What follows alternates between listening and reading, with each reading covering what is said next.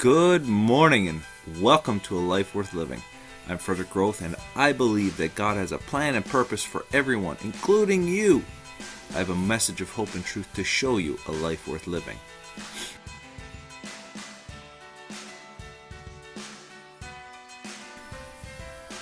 Numbers chapter 6 this morning. This is an important chapter. Well, they're all important chapters. What am I talking about? Another great principle for us this morning, and that is in this chapter we talk about the Nazirite vow. Making a vow and keeping it. Now, there was some specific religious rites and ceremonies that needed to be done during this vow, but there was some very important principles. Number one, you were to separate yourself from the fruit of the vine. All juice. So you just drank water.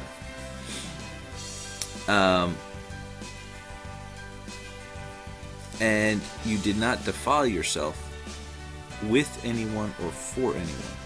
There was a lot of rules and regulations about being defiled. We don't have time to get into that, but you didn't defile yourself for family, and you didn't defile yourself for a friend. You didn't defile yourself for a stranger. No one. Your vow was utmost important at the time. So what has this got to do with success and with us? Well,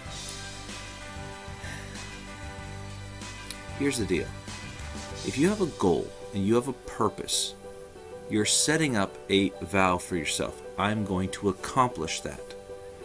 For example, say I want to save $1,000 this year. You start with what? $1. And you put it in that savings account. And you keep that. And you don't stop saving the money until you've reached your $1,000. For whatever purpose you had it for, you don't stop. Now, here's the other principle in this. If you did defile yourself, say for example, somebody right beside you dropped dead and you ended up catching them. That was one of the ways you were defiled in the Old Testament. Touching a dead body because of germs and transfer and whatever. It doesn't really matter. The fact is, if you were defiled, you had to start your vow over from the beginning, from scratch again, and go through all the rites and rituals, become cleansed, and start over again. Say for example, it's, you've got to $500 and there's a sale on your favorite thing,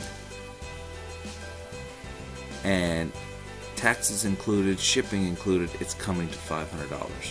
If you defile your goal and buy that thing that you decided you want to get, which is not as important as the reaching the goal, and it's not as important as what you were going to get with $1,000, you say, you know what, I'm doing great. Guess what? You spend your $500, you got to start from scratch again. Now you got to save twice as much in order to get the same amount at the end of your goal. See, the whole purpose here is stay on purpose, stay on goal, stay with your vow, stay with what you have purposed in your heart to do. Don't let anyone dissuade you. Don't let anyone turn you aside. Don't let anyone, for any reason, cause you to stop keeping your vow.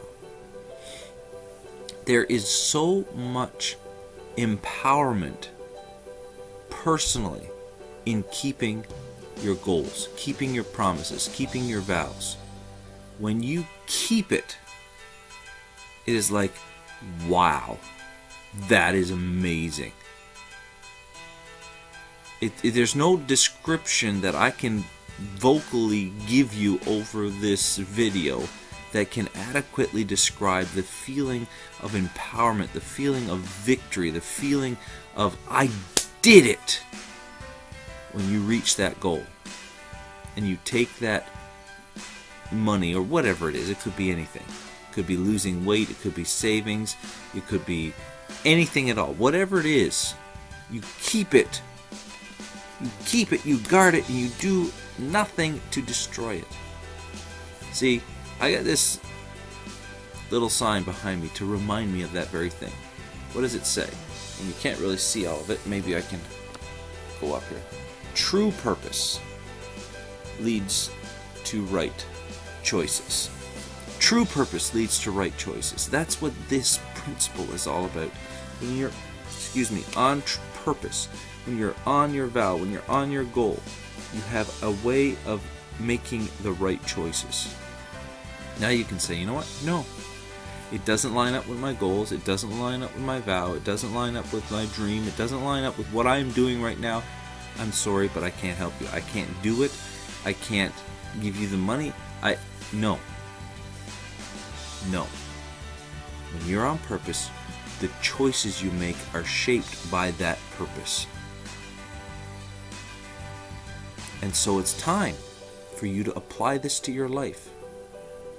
It's time to get up and live a life worth living.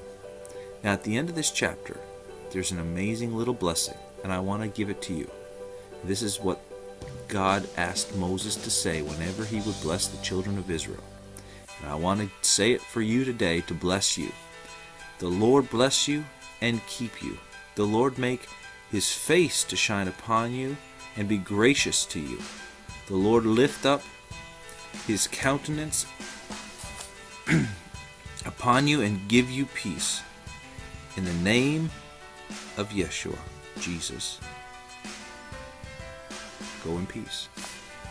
Have a great day. God bless.